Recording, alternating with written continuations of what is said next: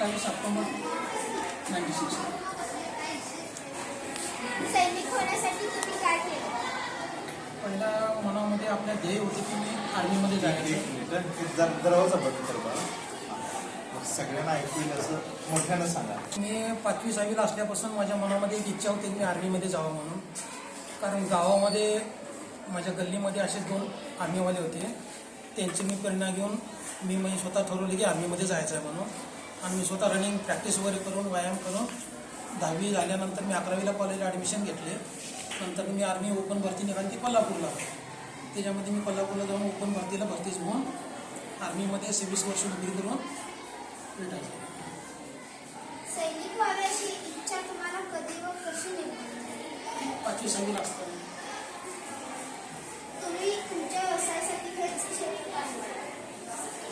गावामध्ये जे गल्लीमध्ये माझे नोकरी होते जे म्हणजे आर्मीमध्ये होते, सुट्टीला आल्यानंतर त्यांना बघायचं त्यांचं चालढाल, त्यांचं वागणं, त्यांना मी घेऊन पुण्यात घेऊन मी आर्मीमध्ये जाण्याची इच्छा व्यक्त केली.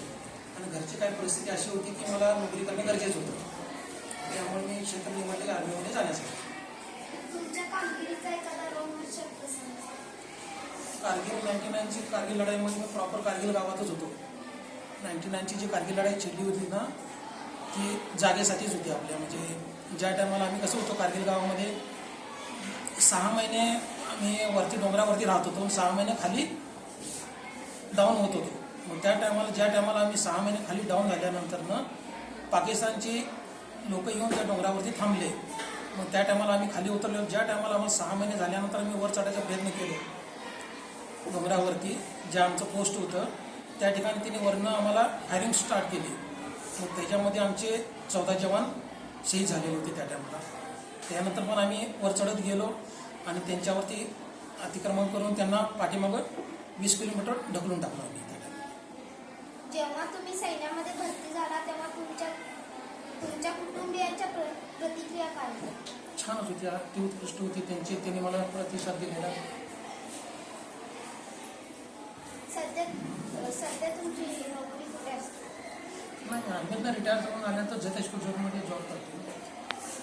आतापर्यंत आपण कोणकोणत्या ठिकाणी नोकरी केली? ऑल इंडियामध्ये ज्या जम्मू काश्मीर, लेह लडाख, गुजरात, आसाम, नागालँड, मणिपूर साईडला सगळ्या साईडला गेलो. फक्त हा श्रीनगर भाग थोडा माझा खर्च राहिला. सर्वात खडतर अशा ठिकाणी आपण नोकरी केली आहे? लेह लडाखमध्ये सगळ्यात जास्त डेंजर.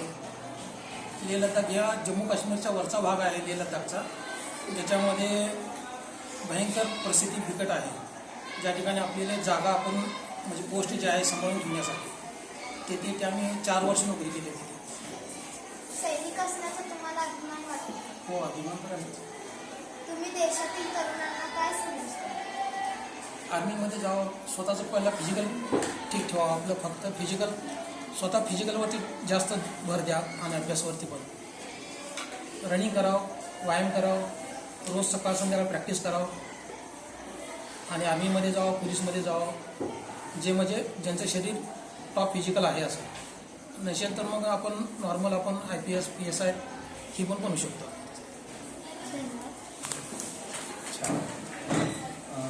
आपल्या मराठी विषयाच्या अध्यापिका सौ सूर्यवंशी मॅडम, आपल्या आत्ताच ज्यांची आपण मुलाखत घेतली ते आजचे प्रमुख पाहुणे श्री संजय सूर्यवंशी, श्री बहिरम सर आणि तुम्ही सर्व विद्यार्थी. अभ्यासक्रमाला अनुसरून असणारा आजचा हा उपक्रम आपल्यासमोर घेतला. या उपक्रमाचं आयोजन मॅडमने केलेलं आहे. त्याबद्दल मी सौ सूर्यवंशी मॅडम यांना हार्दिक धन्यवाद देतो आणि त्यांचे हार्दिक अभिनंदन.